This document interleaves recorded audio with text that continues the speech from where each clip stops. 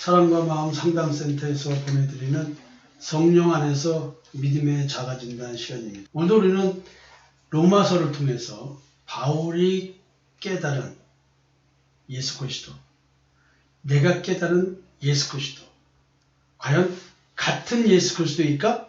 이런 질문을 던지면서 그 계시의 일치성에 대한 얘기를 좀 하고 있습니다. 어제는 로마서 8장 18절에서 25절 이야기를 했습니다.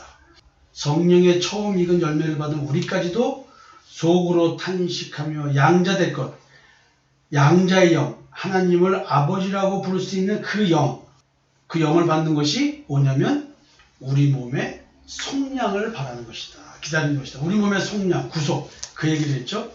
그래서 우리가 보지 못하는 것을 바라면 참음으로 기다릴지니라. 그러니까 우리 인생이 어찌 보면 몸의 속량, 몸의 구속, 구원과 부활의 소망을 갖고 사는 자들이 이 땅의 삶을 살아가는 방식, 그 방식이 있는데 그 삶을 살아가는 사람들은 삶의 기본이 뭐냐면 참음이 있다는 거예요.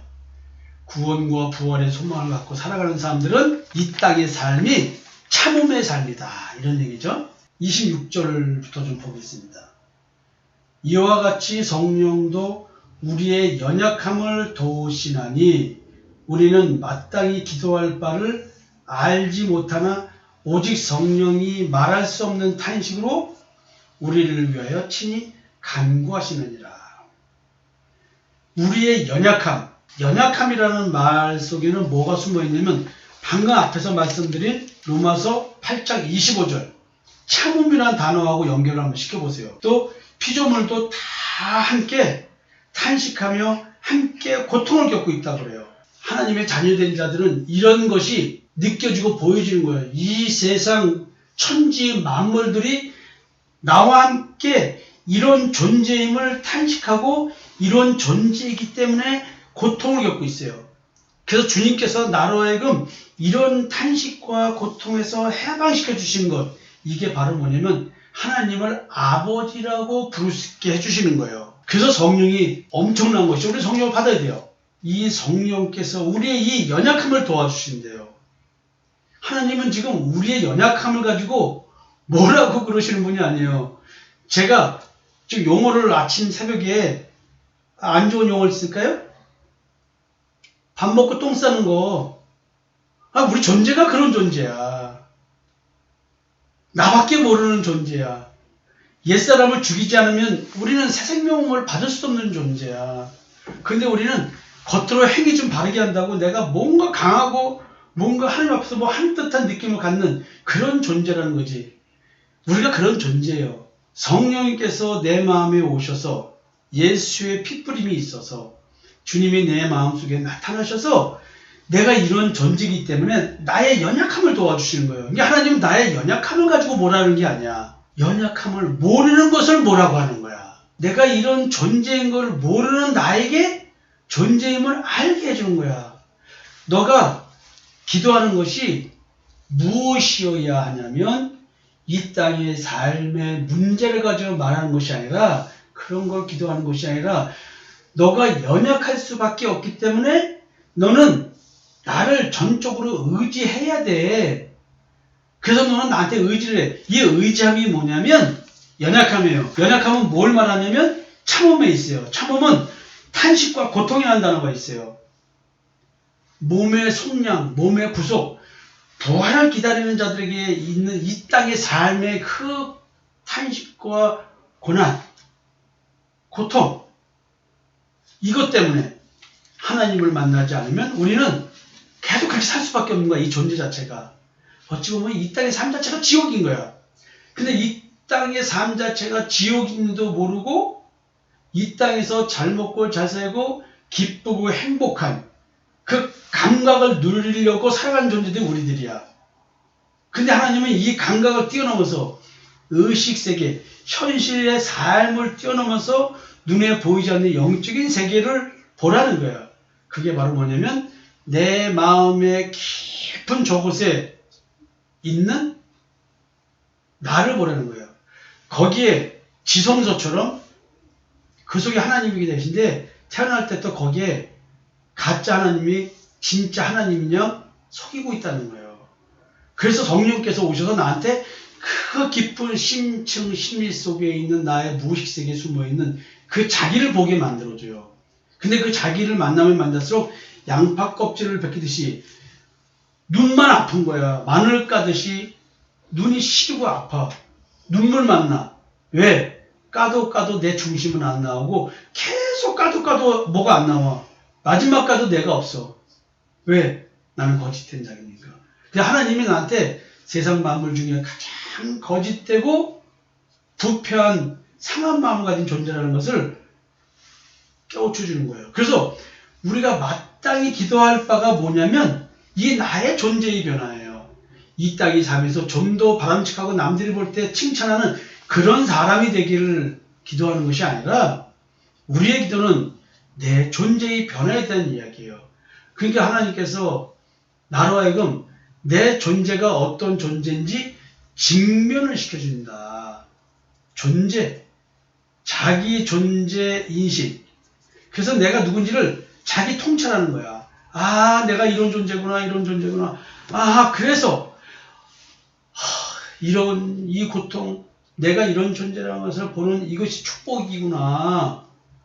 이거를 성령께서 이 역설적인 감사, 역설적인 기쁨을 알려주는 거야. 그래서 마땅히 기도할 바는 뭐냐면 내가 이런 존재임에도 불구하고 예수 그리스도의 십자가의 대속의 은총을 믿습니다 해서 마음의 쉼, 안식을 누리는 거예요.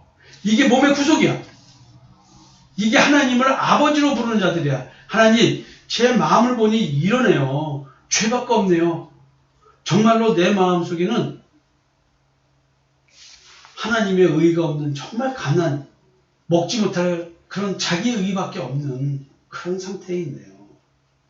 정말로 내가 의에 줄이고 목마른 자인데요. 하나님, 예수 믿는 믿음의 의를 주세요. 이런 마땅히 기도할 바를 성령님께서 이제 해 주시는 거예요.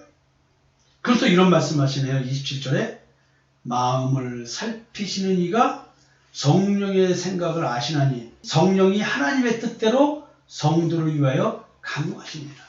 지금 우리 마음을 살피시는 이가 누구예요? 하나님이시잖아요. 하나님은 우리의 심정과 패부를 살피시는 분이에요. 겉으로 나의 거룩과 경건한 행위를 보고 나를 판단하는 것이 아니라 내 마음의 동기, 내 마음 상태를 가지고 나를 평가하십니다. 내가 의로운 사람이다 아닌 거는 내 마음을 보고 얘기하는 거예요. 비록 내가 이 땅에 살면서 남들이 볼 때 거룩하고 경건하지 못한 삶을 살 수밖에 없는 그런 율법적으로 볼 때는 참으로 죄인일 수밖에 없는 존재이다 할지라도 내 마음은 이런 나를 알고 내 마음이 이럴 수밖에 없는 나를 보면서 주여 저는 죄인입니다 라고 한다면 그가 거룩하고 경건한 자라는 거예요. 우리가 생각하는 것과 하나님이 생각하시는 것은 이렇게 다릅니다. 이렇게 마음을 살피시는 이가 내 마음속에서 나의 이런 연약함을 도우시면서 하나님께 기도해 주고 있다는 거 아니에요? 나로 하여금 상모야 너가 하나님께 이런 기도를 해야 돼. 네 눈에 보이는 의식의 삶, 현실적인 삶, 이 육신의 삶을 가지고 얘기하지 말고 너의 존재를 가지고 기도하렴. 너 존재는 연약한 존재야. 강한 존재가 아니야. 그러니까 너는 십자가의 대속의 은총을 믿는 믿음으로 의로워지는 거야. 율법은 지킨다고 해서 의로운 게 아니고 율법은 너가 죄인됨을 더욱더 깊이 해주는 거야. 이게 율법의 정상적인 기능인데 너가 율법의 역기능적 행동, 즉 율법의 깨달음이 잘못되어서 율법에 기록된 말을 하나님의 말씀을 문자 그대로 행위로 옮기는 것을 하나님에게 순종하고 하나님이 원하시는 의라고 생각하는 것. 이게 잘못됐다는 것을 가르쳐주는 거거든. 그래서 내 안에 계신 성령님께서 하나님의 뜻대로 즉 하나님을 아버지로 부를 수 있게 해주셨으니 결국 자기 존재가 무엇인지를 깨닫게 하는 것. 성령이 내게 오시면 죄에 대해서 의에 대해서 심판에 대해서 책망하신다는데 내 존재에 대한 얘기를 이렇게 해주신다는 것이죠. 그래서 오늘도 성령께서 내 안에서 나를 위해서 간구하신다는 얘기는 내가 얼마나 어두움의 존재인지 사망 권세가 나에게 역사하고 있는지 선악을 알게 한 나무의 열매를 먹은 존재이기 때문에 나는 태어날 때 본질적으로 선과 악을 스스로 판단해서 선을 추구하는 노력을 하는 존재이기 때문에 내가 의롭다고 착각하는 이런 거짓된 자기를 갖고 살아간다. 이것이 이제 성령의 역사로 우리를 깨닫게 해주는 것이죠. 그래서 이것이 하나님의 뜻입니다. 근데 우리는 이런 것이 내 마음속에 일어날 때 이건 하나님의 뜻이 아니야. 이건 마귀야. 거꾸로 하나님을 마귀라고 그래. 그래서 예수님이 성령을 힘입어 귀신들을 내어쫓으니까 사단의 자식들이, 마귀의 자식들이 뭐라고 하냐면 저가 귀신의 왕 바알세불의 힘을 빌어서 귀신을 내어쫓는다고 거꾸로 지들이 마귀의 무리들인데도 불구하고 예수님을 마귀의 자식이라고 말을 해버려요. 너무나 엄청난 거죠, 이게. 참 이해가 안 되는 이야기들이죠. 그래서 하나님의 뜻대로라는 말, 내 존재에 대한 자기인식을 정확하게 시켜주시고 내가 얼마나 혼돈과 공허와 흑암이 깊은 존재인지, 내 마음속에는 탐심과 정욕이라고 하는 죄밖에 없어서 그 오늘도 탐심이 자기 탐심을 채우려고 나를 노예 삼고 종 삼는다는 사실을 깨닫게 해주는 것입니다. 그게 얼마나 나의 검은 형제를 바라보는, 나의 검은 존재를 느끼고 깨닫는 것이 얼마나 아프겠습니까? 이것이 옛사람이 십자가에 못 박혀 죽어가는 고통이라는 것이죠. 오늘 로마서 8장 26절과 27절. 아! 나는 연약한 존재가 당연한 것이다. 내 존재가 그래. 근데 우리는 연약함을 인정 안 해요. 내가 이런 존재라는 것을 인정 안 해요. 왜냐면 나한테는 죄인임을 전제로 한 아름다운 사랑도 있고 연민의 정도 있고 남을 도와줄 수 있는 동정심도 있고 또 누구를 사랑하는 사랑함이 또 뜨겁게 행동으로도 표현되기도 하고 누구를 위해서 희생적인 것도 있어요. 그래서 내가 바르게 살고 있다는 감각을 느낍니다. 그러니까 내가 이런 존재라고 인정할 수가 없는 거예요. 그래서 하나님께서는 우리 삶의 현실을 통해서 오늘도 내가 이런 존재란, 연약한 존재라는 사실을, 내가 탄식하고 고통 겪을 수밖에 없는 존재라는 사실을 느끼고 깨닫게 해주시는 것입니다.